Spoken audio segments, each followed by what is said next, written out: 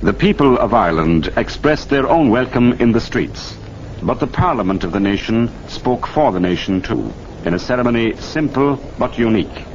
For the first time in the history of the state, the two houses, Dáil and Seanad, sat together.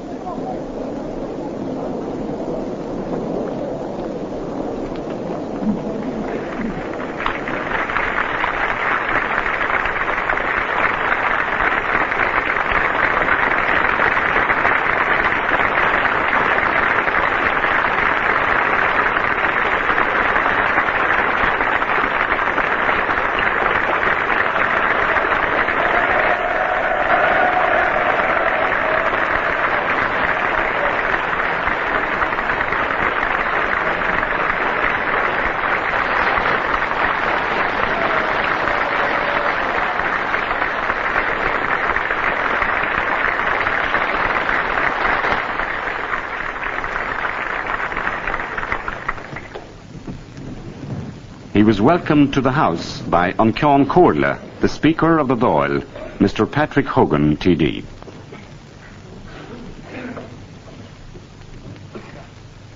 Mr. President, it is an honour indeed and a privilege as An Comhairle of Dáil to welcome you on behalf of my colleagues and myself to the Parliament of Ireland. For generations, the people of Ireland and the people of the United States of America have been closely and intimately associated in their times of triumph and their times of triumph. The exiles who landed on the shores of the great continent of America have tasted for the first time the sweet air of freedom and opportunity as it swept across the great plains of that country. But we are proud, very proud indeed, that these same exiles helped become great factors in the development of that country. It would therefore be a source of pride and privilege for any Irishman to welcome the President of the United States of America to an Irish Parliament.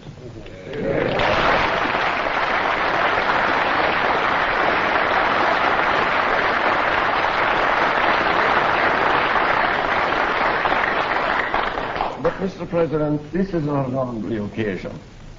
Your great personality elevates it far above that level. When the people of Ireland share with the citizen who was first citizen of the United States of America in blood, in name, and in tradition, the occasion becomes enhanced and is almost inestimable. May I therefore hasten, Mr. President, to extend to you, on behalf of my colleagues, a sincere and hearty welcome to the Parliament of Ireland, and respectfully request you to address the eager audience.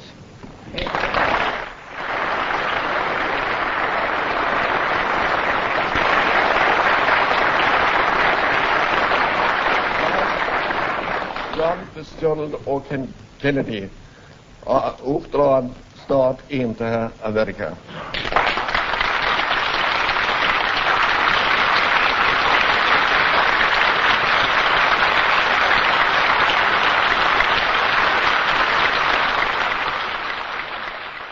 Speaker, Prime Minister, members of the Parliament, I'm grateful for your welcome and for that of your countrymen. 13th day of September, 1862, will be a day that long remembered in American history. At Fredericksburg, Maryland, thousands of men fought and died on one of the bloodiest battlefields of the American Civil War. One of the most brilliant stories of that day was written by a band of 1,200 men who went into battle wearing a green sprig in their hats. They bore a proud heritage and a special courage given to those who had long fought for the cause of freedom. I am referring, of course, to the Irish Brigade. General Robert E. Lee, the great military leader of the Southern Confederate forces, said of this group of men after the battle, "The gallant stand which this bold brigade made on the heights of Fredericksburg is well known. Never were men so brave. They ennobled their race by their splendid gallantry on that desperate occasion. Their brilliant, though hopeless assaults on our lines excited the hearty applause of our officers and soldiers. Of the 1,200 men who took part in that assault, 280 survived the battle. The Irish Brigade was led into battle on that occasion by Brigadier General Thomas F. Marr, who had participated in the unsuccessful Irish uprising of 1848, was captured by the British and sent in a prison ship to Australia, from whence he finally came to America. In the fall of 1862, after serving with distinction and gallantry in some of the toughest fighting of this most bloody struggle, the Irish Brigade was presented with a new set of flags. In the city ceremony, the city chamberlain gave them the motto, "The Union, our country, and Ireland forever."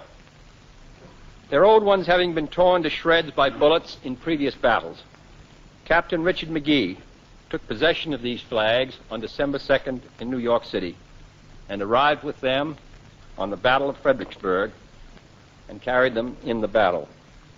Today, in recognition of what these gallant Irishmen and what millions of other Irish have done for my country, and through the generosity of the Fighting 69th, I would like to present one of these flags to the people of Ireland.